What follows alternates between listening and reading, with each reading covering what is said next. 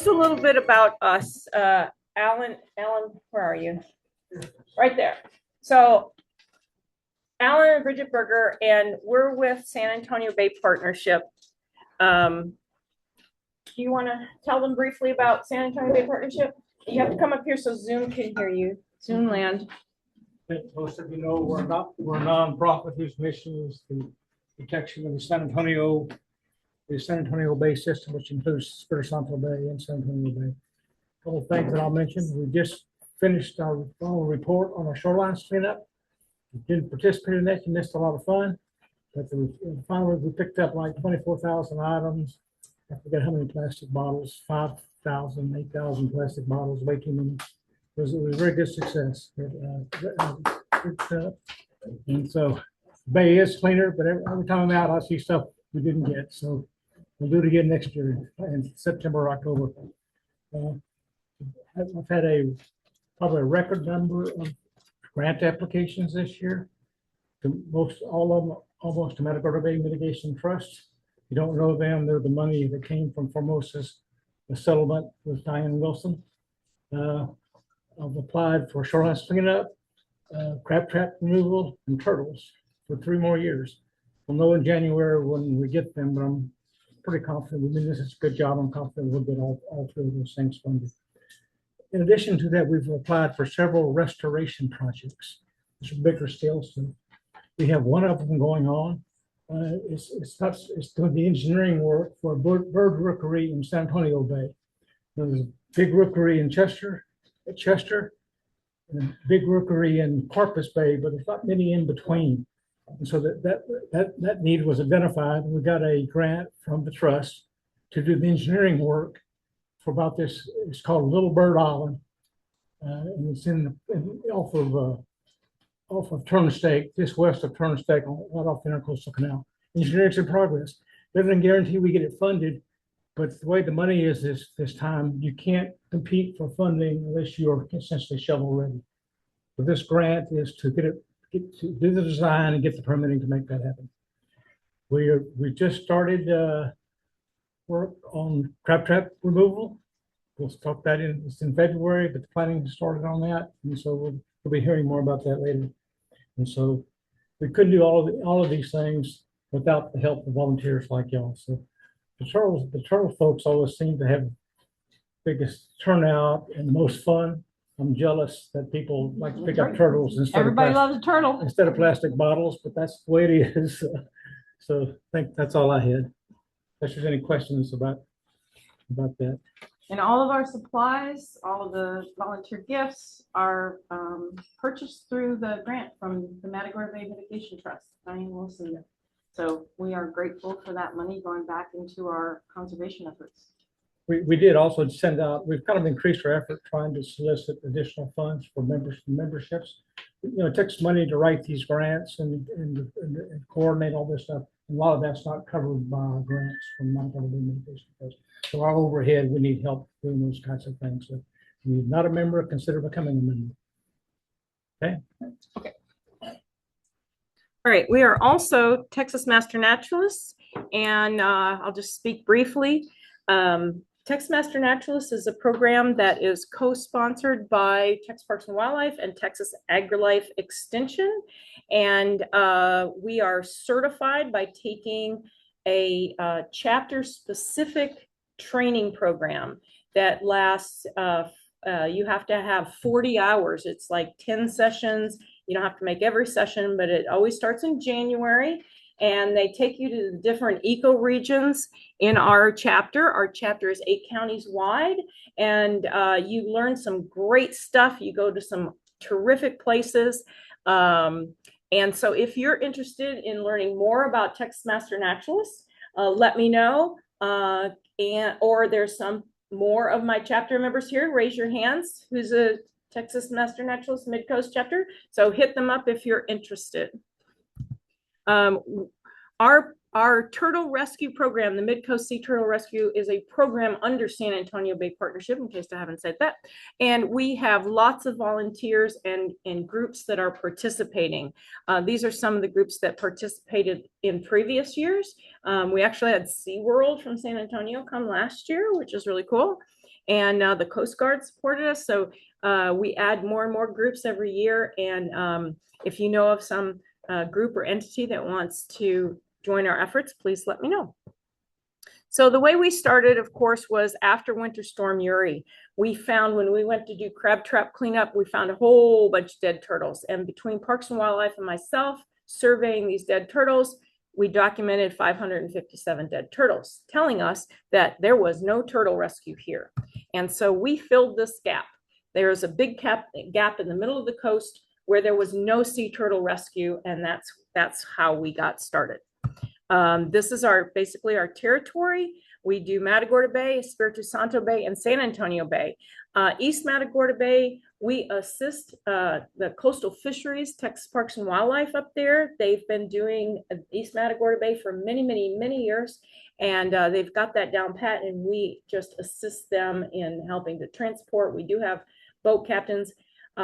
We do have some more a little bit different process than what we're going to talk about today up there, because I just had a meeting, Dr. Marshall with the Gulf Coast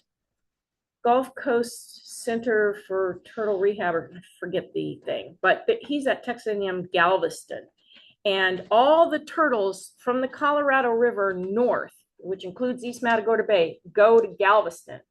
All of the turtles south of the Colorado River, we take them to Corpus, to the Texas State Aquarium. So because of the processes that happen with the Texas A&M Galveston, we're going to do it a little bit different. And I am really not prepared to go into a lot of depth about that. So if you're in the East Matagorda Bay area, take what I say with a grain of salt, because it's not necessarily going to apply, because we worked some things out just this morning there. But that's what we do. Our job is to search, rescue, and transport.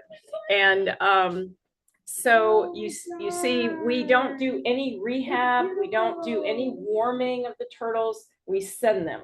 So this is our job, and we follow the rules set by NOAA and the state coordinator, Dr. Donna Shaver. She is the coordinator for the state of Texas. However,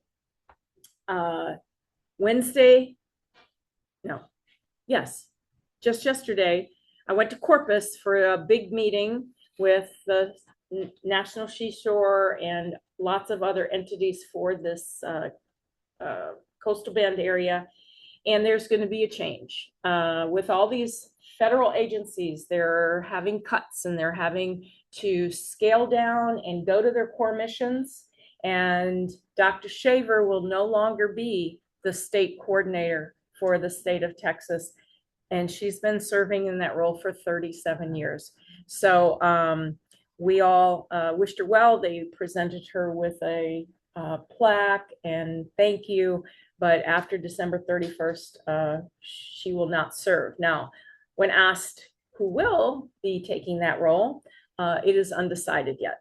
So when you look at the NOAA website, and you can go and see who the coordinators are for other coastal states, it's a variety. There's even actually NOAA people being state coordinators. So I'm not sure how that will pan out, but somebody will be doing it. And but for now, we are under the guidelines of Dr. Shaver.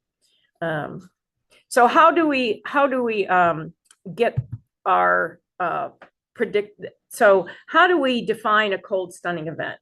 It is 50 degrees or below water temperature for 24 hours. And I receive emails from Dr. Philip Tussaud, and he sends out a graph like this. And previously, it was basically only the Laguna Madre that he was gathering information. But in recent years, he came with his graduate students, and they put in these sensors out in Espiritu Santo Bay. And they gathered a year's worth of data. And then they also, last year, they came with the NOAA guy that does all the modeling and the water temperature stuff for NOAA, they came and put in a real-time monitor. And that's what that blue thing is in the picture. So, so I actually there's a website you can go to see theirs. Of course, we have the Tikkun station out here, and I'll show you that in a minute. But that monitor, that blue thing, it actually came loose twice. After we put it back in with a heavy chain and everything, it actually came loose. It was, so these were where the sensors were that he gathered data for a year, and 2 of them were still working. And then you can see where we put the continuous monitor right outside Parks and Wildlife Dock out there in the backside of Matagorda Island. So, and that's what I think they're coming back next Friday, and we're taking them out again to put another continuous monitor out. So I'm thrilled that we're getting that specific data, because as you know, if you fish, you know, these bays are different. Every bay is different, and therefore the water temperature is going to act differently, and the cold stunning is going to act differently. So the Tikkun station is out here on the little jetty, and there's others. There's one in Matagorda. There's one up in Port Lavaca. There's one at the refuge, and this is ours. And so I watch this as, you know, as that cold front's coming, we get, you know, I'll look at my weather every morning. I take a look at this water temperature out there, and this is kind of what you see. You can go and see this too, and you do the little plot the data, and you can see the water temperature. So that's how I watch it. And if Dr. Tussaud says, yeah, I really pay attention, but I can't rely on these things. We've got to rely on our human wisdom about, you know, is the tide in? Is the tide out? How long is this going to last? Before I send people out, and, you know, because it is not insignificant. I don't want to send anybody out unnecessarily. Well, I send Alan out fishing all the time, but I don't want to send you out in winter weather conditions. Yes. Go fishing. Yes, it is necessary. So anyway, this is what the real-time monitor looks like, that blue thing that I showed you. And so I just highlighted that 50 degrees there, which is 10 Celsius. So these are the tools we have to decide, oh, are the turtles cold stunning out there? And what we've learned from experience, of course, is these turtles are found where there is the seagrass, because these are the juvenile green sea turtles. When they are juveniles, before they reach breeding age, they are in our shallow bays eating the seagrass. When they reach breeding age, they go out into the Gulf. Like many of our aquatic species, they do that. Redfish do that, crabs do that, and so do the turtles. So, but it takes them 30 to 40 years to reach maturity. So that's why we have such a variety. We have little turtles that look like this, and we have like 100-pound turtles too, but they're not breeding yet. So they're still in our shallow bays. And this is the seagrass viewer with Texas Parks and Wildlife. The data's a little old. I think it's 10 years old now, 2015. But, you know, this is where the seagrass is found. This is kind of where we expect to find the turtles eating the seagrass. And then when that cold wind comes down, the north wind comes down, when they are rendered, when they're stunned, they can't move because they're cold-blooded animals, they will wash ashore on that north-facing shoreline. And so we have priority search areas, as many of you who've been out there know, that backside of Matagorda Island. But that said, if it's early in the cold stunning, or if that cold is fluctuating, those turtles will be floating. So you have to watch the water as you're driving around in your boat for those floating turtles. But Winter Storm Uri, this is where they were found. Here's the first cold stunning event we had in 22. It only lasted one day. And I wonder if we just weren't experienced enough to go back out, or if it really was that short. My memory, I don't know, but this is what we had. Then in Winter Storm Elliott, we found more on the backside, but you see how there's pockets up here of them floating up in Espiritu Santo Bay there. And so we found quite a few there. Every storm is different too. So here's Winter Storm Heather in 2024. We found a lot of turtles. It lasted longer. And we had boats out longer too, searching. Now, they don't all make it, of course, because we pick them up, because we have to pick them up. They may look dead for 4 days before they're warmed up and moving again. So we have to pick them up unless they have a fatal injury. So this is last year. We had 3, or this past winter, January and February, we had 3 cold stunning events, and we recovered 227 turtles. So again, it's following that pattern. It's all behind that Matagorda, most of them behind that Matagorda shoreline. The blue indicates that those were dead turtles that we documented there. So, but the rest of them we retrieved and we sent to Corpus. Here is some numbers that the State Aquarium sent to me. Last year, we sent all of our turtles to the State Aquarium. And these are our numbers. And because I asked them how many survive and how many do you release? So that's a picture. Now, these numbers aren't perfect because it is a huge mass casualty situation down there. They're getting turtles from all over. Laguna Madre, Mustang Island, all over. So they're lucky to do stats at all, because their priority is to save the turtle, of course. So you can see that in that January event was several days. It was 4 days long, and there was 76 that were dead. Now, some of that is because we can't get out there for a day or two. So they're laying there, so, but every situation's different. So what do I do? When I see that there's really a cold stunning event going to happen, I send you an email. Please respond. Let me know your availability, or if you're a boat captain, when you might think you're going out. I'm not telling anybody when they can go out. You are a boat captain. You are responsible to tell me when the condition is right for you and your boat and your crew. If you need a crew, if you're just a boat captain, I have people who want to go out on boats. So let me know, and let me know. For most of you, I know where you're launching. But if you're new, let me know where you're launching. And then we coordinate the search so that everybody doesn't go to the same place. So I'm like, can you do this pocket and this, this area here? And then also we have chaser boats.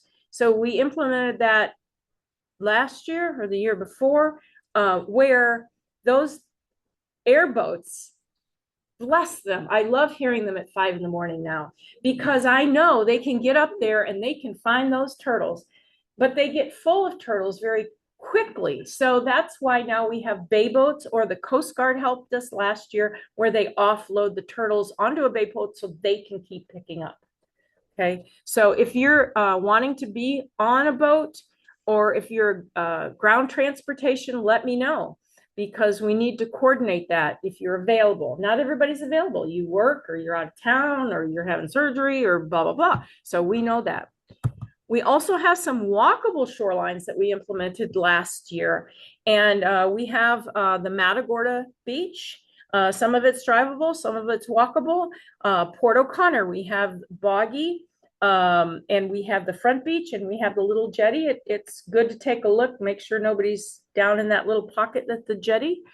And then we have Powderhorn. We have Carlin and Cody. They've taken their boat out of Indianola and rode that. And also now Steve has walked that out on those little, what, the old oil things that went out there or something, or Yeah, you see them up there. those little yellow things, they go on the screen there. And that's where they walk. And we got permission from the state park and the WMA to have our people go out there and do that. So the good news is that I'm sure you saw my little call for drones. Well, guess what? The GLO up in Port Lavaca, they have this cool drone and they are volunteering to fly their drone. Now I thought, where should we use this? Well, come to find out, we can't really fly over refuge, which the whole Matagorda Island is. It's a federal refuge, right? And so the pockets that we could really utilize this is that Powderhorn shoreline and also Matagorda Peninsula, because we haven't been able to cover that Matagorda Peninsula very well. And so we're targeting that for this year, is have them go out, they'll take their boat out, and then they can fly their drone and that zoom. So do you guys know where this office is? It's right behind, you know where that liquor store is and on the 35 there? It's kind of kitty corner back there. Well, your favorite spot. They put that drone up there in their parking lot. They could zero in on Formosa from there. I mean, it was amazing. So it was really cool. So I'm got a lot of hope that we can find turtles that way.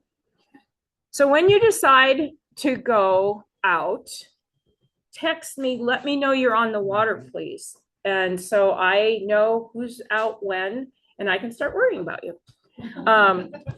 And look for, oh, well, it's kind of warped, but you look for floating turtles. This young man is doing a great job here.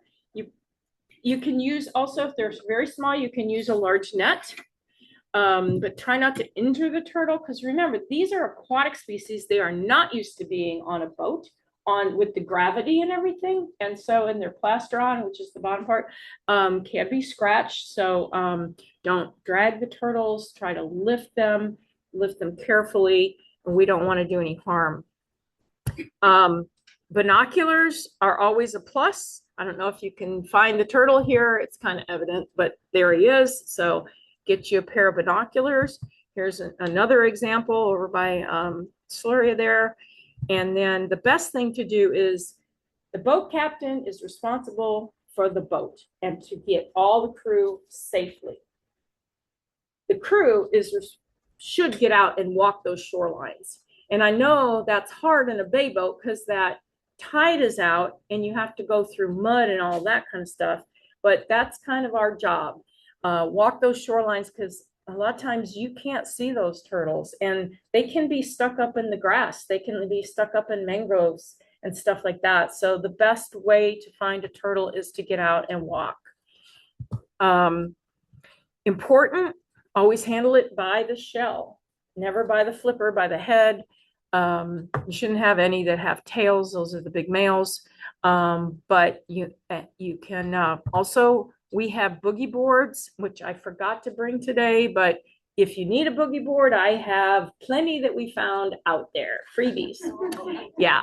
And you can carry the turtle or float the turtle to your boat and then lift the turtle up. It's really like a stretcher. Again, face the turtle toward the back of your boat if possible, because the natural incline of the boat will help drain. So they breathe air like you and me. So if we were trying to, keep alive floating in the water, we might ingest some water and it might go down into their lungs and all that, right? Same as you and me. So try to help them drain any water they may have in their throat. Don't slide the turtle. I've been giving out carpet. Maggie Wilkins in Matagorda secured a bunch of carpet remnants for us last year, which I have at my house, otherwise known as San Antonio Bay Partnership Storage Unit. And so I got lots of stuff to give out. Or if you have towels or carpets of your own, please use those if you can. Now, the big change this year is this STSSN number that you write on the turtle and on the armband, right? Many of you are not new and you know this, but the thing that you want to, and you put the initials first, okay? Then the year, then the month, then the day, dash the 3 digits of that turtle for you.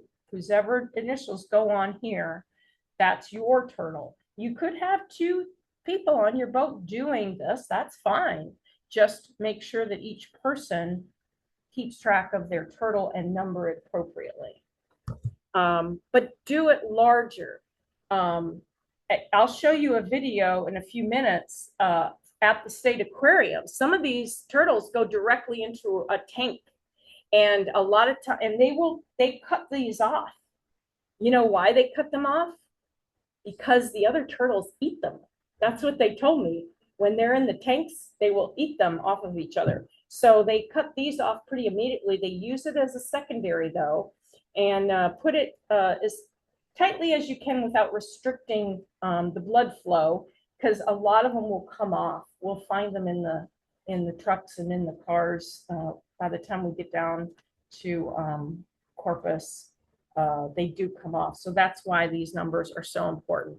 And this year, we've not only put paint, I had some leftover paint pens, but we also put those big black Sharpies in your kits, in the boat captain kits. So you can use both. And we have the towels where you wipe the turtle. And then, when I met with the state aquarium, they did tell me, they gave us a compliment. And they said, we could read your numbers better than any place else that we got turtles from. And I thought to myself, well, yeah, that's because the turtles have a 2-hour boat ride down. But I mean, yeah, I mean, that's part of it, but we do a really great job. So just make it larger. Now you have to get to know what FP is. And here's some pictures. It's that cauliflower. It doesn't have to be this big, but you'll want to keep those separate from your other turtles, which is hard on a boat, especially if they're moving around. But try to keep them separate. And then here's some statistics that they just sent me this morning. And it's not really, that February number is not adding up because we sent them 19 turtles. And I know they got more turtles than that. So I'm not sure about that February number, but you can see they were talking in that big meeting yesterday how FP is actually, the incidence is going down. So that's good. That's good. And Dr. Marshall this morning said they never saw any FP north last year, in these incidents. So it's, I don't know, is it something about the warm water or something? I don't know. But that's kind of the incidence or the rate of that FP. Now you can't catch it. It's transmitted from turtle to turtle. And so that's why we take these precautions. There's gloves in your kits. So you walk out into the marsh and you grab that turtle and you, oh, he's got FP. So I know that you've got your own, either maybe you have some wet gloves on or just your bare hands. Well, the first thing you want to do is try to put that turtle separate in the boat. And then if you have to handle that turtle again, then put your gloves on to handle that turtle so you can take your gloves off to handle the normal turtles, the non-FP turtles. And then most of the kits got hand sanitizer in them. I'm not sure I got it in all the kits, but hopefully you got some with the hand sanitizer so you can have that. The towels, we have the red towel that says FP. So just use that towel on FP turtles. Okay. The armbands, we've got pink armbands for the FP turtles. So think, oh, and the number, did I say that already? No. When we're doing the non-FP turtles, you use a white paint pen or the black Sharpie. And when you do FP turtles, you use the red pen or the pink paint pen, red Sharpie or pink paint pen. So just think red is emergency trouble, right? So, oh, there it is there, the bottom one. So the armband is pink for FP and then right with the red Sharpie or the pink paint pen on their shell. Okay. Documenting the turtle. Now we're using an app, a phone app. How many of you have the phone app already? Yay. Okay. It's called Survey 123 and you download it and then everybody uses the same sign in. And you take a picture. It shouldn't take but seconds to do this, but get the whole turtle in there, get a human hand in there get the STSSN number and then say the condition. If he's not moving, just say unsure, but it's very quick and easy. I hope. You tell me if when you're out there, if it's a burden, if you're inundated, then forget it. Then you don't have to do this. This is for us informing our decisions. And because the state aquarium's not asking for this, although after our cold stunnings last year, they did ask me for all of them. So they're not requiring it, but it does come in handy, and it informs our decisions, as you saw on my graphs. So this is the dashboard that I see while you're doing that. It shows up real time on here, so I can see a good idea of where the turtles are coming in from, and that helps me to plan the transport too. So that's one of the best reasons why we do this, is because I can see real time where these turtles are, and then I can estimate who's coming where. So the only time you would have declare a turtle dead is if they have a fatal injury, like their head is chopped off, or if it's obviously decomposed, or if it's obviously rigor mortis. You pick the little turtle up and he's stiff as a board. Those are obvious dead. But if he's just not responding, those turtles can be stunned for up to 4 days before they're warmed up. So that's why we have to pick them up. Even if they're predated, like this turtle here, it's predated. You can tell there was a crab or a bird or something pecking at its eyes, which is the softest, most tasty morsels, I guess. But that doesn't mean it's dead. So just because it's predated like that does not mean it's dead. It's got to be fatal injury, decomposed, and I mean smelling, and or rigor mortis, clearly stiff. If you find a turtle that you think is dead, meet one of those criteria, I want you to call me and let me know that, because very few of them we should be leaving out there. Now, that said, last year, Chase Betchall, who does the lower San Antonio Bay Partnership, in February, he found about 30 very deads, old deads that must have been missed the previous cold stunning event. So there are the circumstances, but I want you to call me and let me know. And then we do want to document it with Survey 123. We want to take extra pictures of its injuries so that we can justify leaving it out there and showing that it was clearly dead. And there's spray paint in your packets there. We want to spray a big X on it so that if another volunteer comes, they don't double document or think it's a new turtle. And then move it out of sight. If it's out on the beach or something, move it out of sight. And I know you don't have a shovel or anything to bury it, but that's what we do other times of the years, we bury them. But that's what you do after talking to me. Of course, we've already done this. Protect the turtle. There's carpet that we have to give you. Face the turtle back.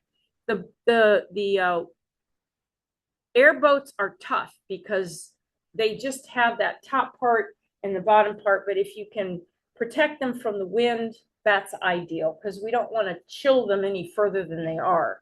But it's better to have them there and bring them in and try to save their lives than not. So we do the best we can, but just know that wind, if you can somehow keep them out of the wind and face them toward the motor. So when you found your first turtle, give me a text if you could, although I should be seeing it on the dispatch on the dashboard. But I like to know, oh, he's finding turtles. He found his first turtle. So then I really keep an eye on. If you're having trouble with Survey 123, where maybe it's not going to connect or something, just let me know that too. Because then, if you're not registering turtles on the dashboard, I'm thinking you're not finding any. So if you're having troubles with the app, send me a text saying we're finding turtles, but the app's not working. Fine. The point is to save turtles. And then when you're at capacity, let me know, because we'll either make a decision about, are you coming in? Or should we send a boat to you to offload? If you're an airboat, and we have enough bay boats, we will send somebody to you to get your turtle so you can keep searching in the shallow waters. Here's some offloading. This was last year. Then the Coast Guard had that great big boat out there and they were picking up turtles. For ground transportation, this is how kind of complex it is. We've got several places where people go out of, and this doesn't even show it, but basically, if you're going out of Port O'Connor, you go into Coastal Fisheries at the end of 16th Street. So anybody who's ground transportation, it's at the end of 16th Street where you'll be, but I'll be talking to you to say, okay, this is where I need your help, either Port O'Connor or Seadrift, or if you're in Matagorda, we'll do that too there.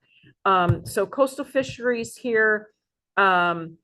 Last year we had both of these slings there, but this year I am going to put one at Seadrift as well.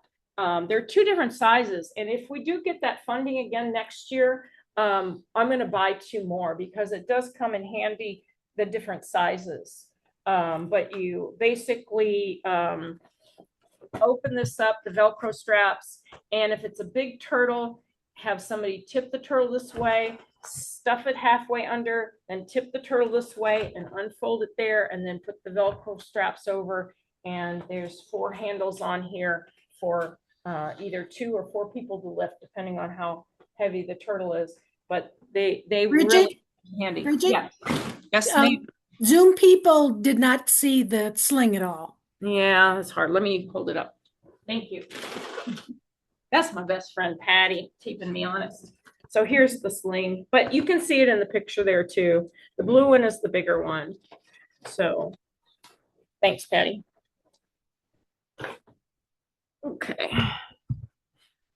So we have boats going in and out of Charlie's down on Lane Road.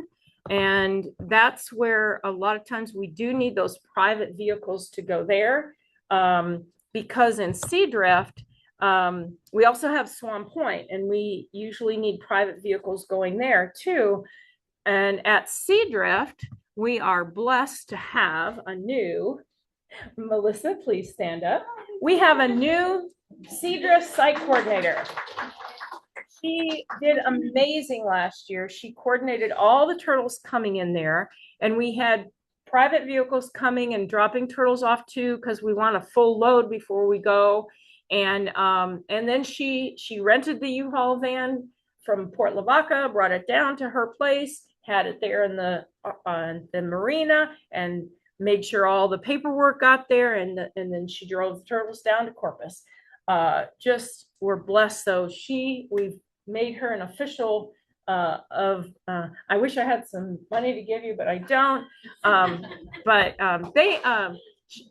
You own and operate the CRC Real Fuel Station. That's, if you're standing at the boat ramp, it's over on the point there. So they sell fuel and bait, and so they own that.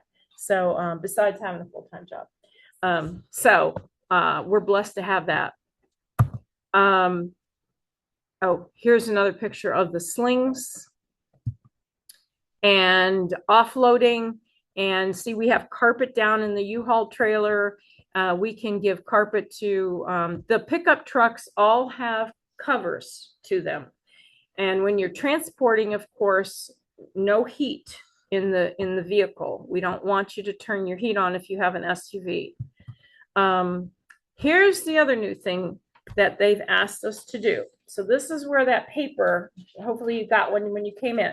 And now I do want everybody to pay attention to this, because even if you're ground transportation, I'm going to hold you responsible. Well, not responsible, accountable.